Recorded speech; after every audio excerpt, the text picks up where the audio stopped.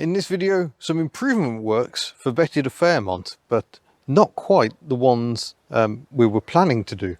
We've got her all jacked up because we were going to go through the rear brakes because we've got that occasional slight bind issue going on, but today everything feels absolutely fine. Even if I stamp on the brake pedal, nothing is binding. So yeah, that's spinning beautifully. So I think we're going to give up on that one and leave things be. We do have lots of parts. All these parts have recently arrived from Australia, all courtesy of Steve, who I drove his splitty camper van and his Alfa Romeo GTV while I was visiting Sydney. So we've got pistons variously. I think they're front pistons if we need those. Rear pistons, which are much lighter, so I think they must be the synthetic-y, plasticky ones again. Bleed nipples, mounting bolts, seals if we need to rebuild calipers again.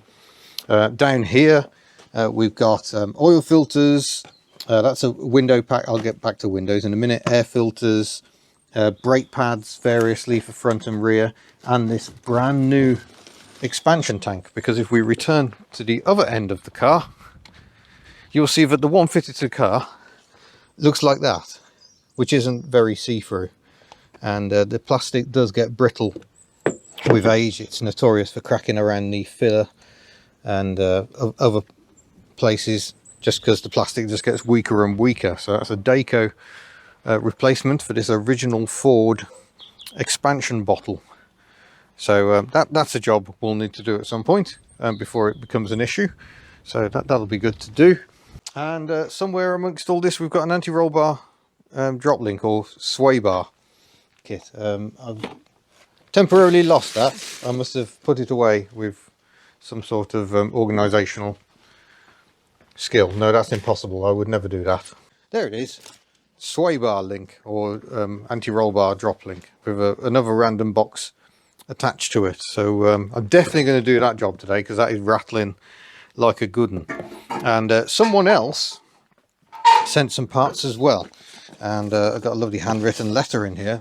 Anthony Fletcher of Frankston Heights, Victoria, so that's down just south of Melbourne, lovely part of the world. Yeah, he sent some ball joints because as he says, the amount of these models that I've seen go through ball joint disaster, I thought you could use these either as spares, or if they've not been replaced, I would highly recommend that you do. So yeah, when we started getting a clonk, that was my first concern, that it was a ball joint, but I definitely found play in a drop link, so we'll do that. We've had one of the upper ball joints was replaced for the UK MOT, so that's been done. But yeah, hopefully this drop link will get rid of the knock. If it doesn't, ball joints are kind of the next thing in the chain, really. But yeah, all these lovely people in Australia who have sent me parts, it's absolutely wonderful. Thank you very, very much. Now, at least two people have now sent electric window switch packs for this car because they're notorious. The main pack here on the driver's door and all the individual switches can go, but this one opens. The passenger one, this one, and that lets us see the other side. Look at that. So at the moment, I think I need to get some silicone on the runners there. All the windows do seem to work. So one of the problems is the switches can get stuck like that, which I think ends up burning the contact. So you learn to do the Falcon shuffle and you just check the switch is definitely going back to the neutral position. So yeah, thank you very much, window switch people. I'm sure we will need them at some point in the future, but not today apparently. It's just brilliant because that near side rear window has not worked the whole time I drove this car around New Zealand. That was never working at all. With air conditioning, you don't really care. So yeah, good old Betty. Right, we're going to put the back end back down, and then we'll get the front end up, and we can do this sway bar, anti-roll bar, whatever you want to call it, drop link, and hopefully that will get rid of our knocking sound as you drive along. Right, we have new drop links. They look nice solid, but very, very tiny. But they are tiny. They're right here on the bottom. You can see the drop link. There you go. That's the drop link, and that's the anti-roll bar. We have actually got some replacement bushes for here, because these can very often fail, but I don't think that is the source of our clonk. But if there is still a clonk, that might be another thing to check. We have at least got them, and yeah, I'm just going to see if these nuts will come undone. On the UK car you wouldn't fancy your chances, but I think we may be alright. Another job we may well try and tackle today is the transmission oil leak, because this morning she wouldn't reverse up. Had to sit and wait for it to build enough pressure to go backwards, so we've definitely got to do that. It's leaving puddles, that's not good. It's not good for the transmission, so we need to sort that out. And so that might well be a job. It's not a hugely fun job to do without a lift, but we managed it when we visited Badgertronics near Christchurch, so I'm sure we can cope. Incidentally, the problem with me recording videos like this is it makes it look like I'm not doing any work at all. But look, I do have dirty fingers, I have been doing stuff. It's just anti-roll bar dropping, only one of us can actually do something. So Mark's going to crack on with trying to replace that, and then we'll try and get her a bit higher up, I think, so we can drop the transmission pan. So well, I suppose this is the side to have a look, isn't it? Let's see what we can see under here. So yeah, there is the pan, and yeah, it's hard to tell. Some fluid has blown up, so it's actually higher than that seal, but I'm pretty sure it is this bottom pan that's leaking. It is aluminium, it can get bent out of true very easily, and it hasn't actually got that many mountings when you look at it. There's only one bolt along that entire length. So it's not like you can put really high pressure on it, because all you'll do is just bend the aluminium pan. So yeah, we definitely need to sort that out. And there is, you may just be able to see, there is a leak from the pinion seal on the diff as well. That's not as bad, but it is something that needs dealing with. That probably won't be something we try to do today. You can get aftermarket replacement sump pans that even have such luxuries as a drain plug. This is one of those sealed for life transmissions, and it just goes to prove it depends how long the life of the car is, really, doesn't it? 20 years on, this transmission is not very well sealed. Well, Mark continues to battle, and it is battling with the anti-roll bar link. I'm trying to use whatever means possible to get coolant out the header tank so we can replace it without dropping any on the floor. And I mean, it works. It's probably not what the maker of this trigger expected me to do, but yeah, the coolant is quite icky and orange. I don't think it's orange as in fairly fresh, I think it's orange as in actually quite old. I decided my little pump wasn't doing the job, so I'm trying this instead.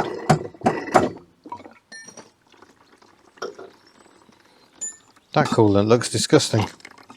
It looks to me like someone's put yeah, rab weld. Yeah, Yeah, it's exactly how the Matiz looks, which I think is why this yeah is now coated in that. Yeah, so you wonder what leak they were trying to fix. Does she still have that leak? Leaves you wondering, doesn't it? Yeah, here we go then. This is a blade that's not made of cheese. We'll find out. We're now resorting to cutting the anti-roll bar drop link off. I'm wishing I had the correct pliers you're meant to use for these hose clips, but nonetheless, we're getting there.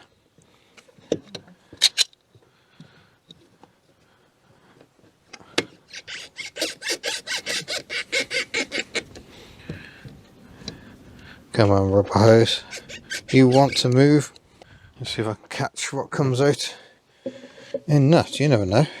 It could happen. It's like milking a frigging cow.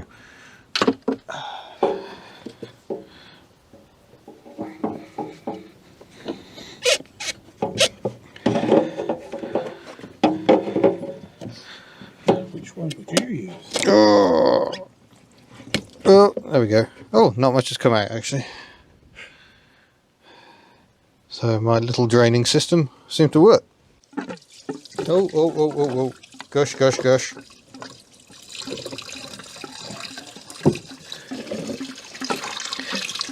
catching it. Yeah, I'm doing quite well there. Well, I won't be sad to see most of that coolant go. Let's get these out. These are 10 mils, I reckon. Well, that really is emptying out. And there we go. And that's that off. Yeah, ugh, I don't know if you're going to be able to see in there, but that is manky as in there. All sorts of silt. Looks very, very much like Radweld or similar.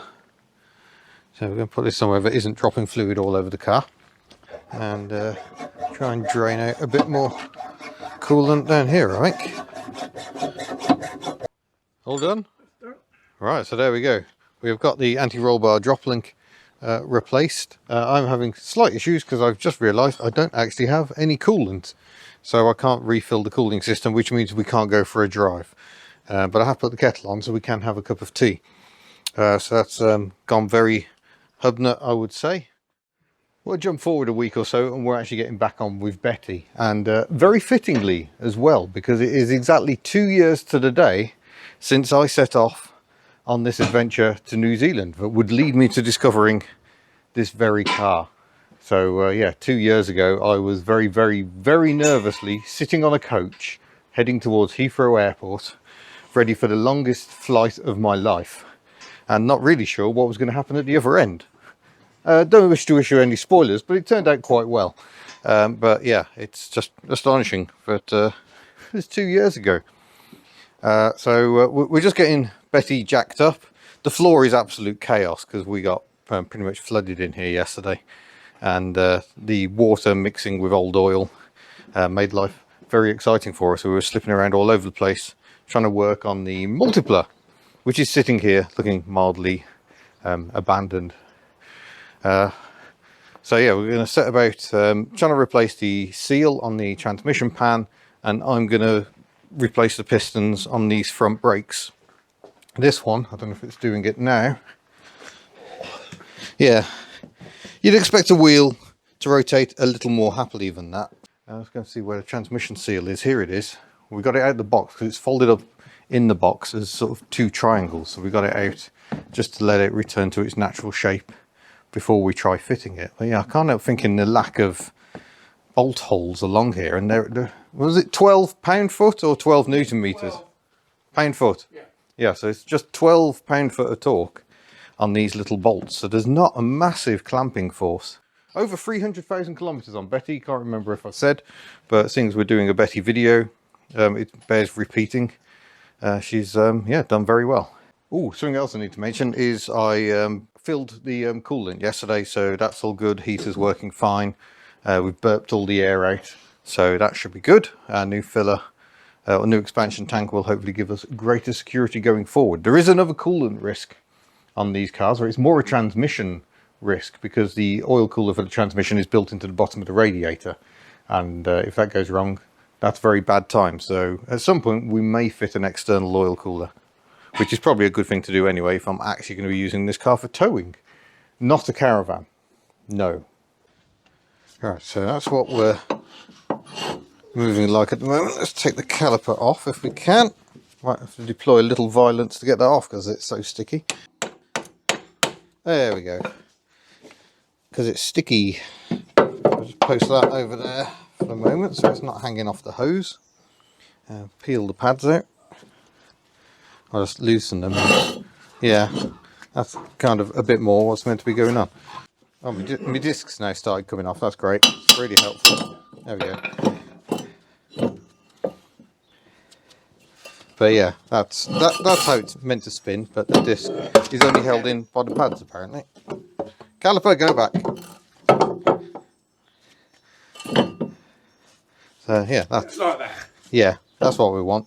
Right, there's been a lot going on. You have seen absolutely none of it. First of all, on the transmission, we found all the bolts were loose, some more than others.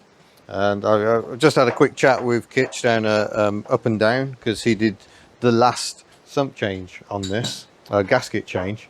And he assures me he did tighten it up, though he has used a sealant that you're probably not recommended to use. But he assures me he did do them up, and I have absolutely no reason to doubt him. This car has done about 2,000 kilometers, maybe 2,500 kilometers since it was with him. And like I say, it's a very low setting. 12 pound-foot is not very much. So perhaps I did back off. Perhaps you meant to use thread locker. I don't know. But that's the situation. We haven't taken the pan off. We were thinking of doing that. But especially after having a quick chat with Kitch, we've decided just to nip everything up. And if those bolts back out again, maybe use some spring washers to try and stop them backing out. Because like I say, that isn't a particularly high torque figure. So we've just nipped them up. We've put some cardboard under the car. She was dropping that much, you would very quickly tell whether it was still leaking. So we're just going to do that. She certainly dropped plenty just sitting there last night. So that's where we are with that. While I was chatting with Kitch, because there's no such thing as a short conversation with Kitch, as you'll well understand if you follow his channel. These are just so many interesting facts. We ended up talking about BXs for reasons I don't fully understand. But Mark has been cleaning up the caliper with the traffic film remover, the red diesel, everyone assumes here. And this is cleaned up nicely. The pistons don't seem too bad, but there is some definite marking on them where it looks like they sat in one position for quite a long time. So that's a bit weird, but they were already metal pistons. But you know, no corrosion as you'd probably expect, because it hasn't seen UK roads. I say that, look, we've got a bit of grot in there, but that might just be grease. Yeah, we're going to refurbish this piston. We're just going to replace the seals, the outers and the little inners there. We've got new pistons to go in, and hopefully that will improve matters. It must be said, at the moment, actually, the other front is also rather stiff. In fact, I can't even turn it by hand. That's like having the handbrake on, but the handbrake's on the other end. So we'll get that done as well. And yeah, here is the header tank. We've got level is a little low at the moment, so I'll give that a top up. But at least I can see where the level is now, because it's actually see-through. So that's really, really good. So we've got those. Hopefully the brakes will be better, because it must be said the brake pedal has been feeling awful in this car since it came into the UK. I've never been happy with it. I'm sure they didn't feel like that when I was in New Zealand. So we might put new pads as well, because there's a fair bit of wear on those. I'll dig the new ones out and we can actually compare how much. And yeah, hopefully things will be better. Doesn't seem to be much of a wear lip on the disc, thankfully, because I don't really want to be forking out for the carriage of discs. But yeah, that's where we are. We've talked that up. But even as I'm sitting under here, I can see the cardboard underneath the car. I can't see any drips on it as yet. And the way she was leaking before, there would definitely be drips. So yeah, it's looking dry so far. Right, Mark is now cameraman, because he reckons he's found the source of the leak. We've had one drop fall on the cardboard over the past, what, half an hour has it been, do you think? Yeah. And there's no leaks around the pan at all. Whatever this little cover is on the side, I'll put my finger in the right place. oh, there. There. Okay. Just Hold it. That is where it is leaking. Okay. So we've got to investigate that. All right. Check the tightness of those bolts to start with. Whee! You're coming all sorts of funny angles there. I'm just checking the cardboard again, but I think that's a historic drip I can see on the cardboard there. Yes. Mark has tightened up those bolts on the side. So hopefully that really is it. We should put a bit of use of her and see how she goes. Although I've just spotted this oil leak on the engine sump. Oh yes, I know that one. Yeah, so it looks like there will be a future seal to sort out at some point. I wonder where that's coming from. Right here on the front of the engine. Well, it's not coming out the cam cover by the look of it. So it's coming from somewhere down there, behind all these belts. That serpentine belt is looking a little tired. Do have a replacement. Someone sent over from Australia, so thank you for that. At some point I might even fit it. But at the moment we're battling with calipers. We're just really struggling to get the new pistons. Is there a technique for this that I'm not aware of? I've given up, I've had to go. And Mark decided it was a good idea for me to stop, so the swearing must have been getting too loud. And yeah, we're just trying to work out why the new pistons don't want to go in. We got one in, but it jammed in the bore, and that's not ideal. We've had vernier calipers out. How fancy is that? And check the diameter of the pistons. The new ones are exactly the same as the old ones. So we're wondering if it's a seal. I mean, I thought I cleared out any debris under where the seal sits, but it doesn't take much. And then, yeah, the technique of getting them into the dust cover and then into the piston bore, ugh, does my head in. But we shall persist and see if we can get there. I think we are going to put new pads in. There is a new brake pad versus an old brake pad, and I'd say it's about halfway worn myself. But seeing as we got new ones, we might as well put new ones in. Can always keep the old ones just in case. And we'll see how we go. The discs themselves seem fine though. Look at the absolute mess in here. This seal has degraded very badly. In fact, it doesn't even want to come out. Ugh. Look at the state of that. That is, that really is not good. So that's definitely a dead seal. And this one's not looking a whole lot better, to be honest. I'll try and give you a view of this as I get my little pokey thing in, little dental tool. Oh, yeah, that seal has utterly had it. There you go. I've actually Mark's using the other side of that tool to push the seals in. So I'm going to clean that caliper up in the magic gloop over here. And so this one will be ready as well. Well, here we are. We're back at the unit. It's the day after. Unfortunately, I had to rush away and take a dog to the vets just for a checkup. Nothing too serious. So I had to leave Mark battling the calipers. He reckons he's found the magic secret of trying to get the caliper, boot and piston all in at the same time, which I think was to put the boot on the bottom of the piston like a little skirt and then try and clip it into the caliper and then squirt the piston in. He reckons that finally worked quite nicely, but we battled with that for a long time. Very irritating.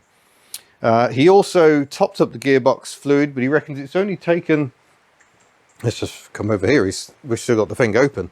It's only taken about that much. It's about 250 mil.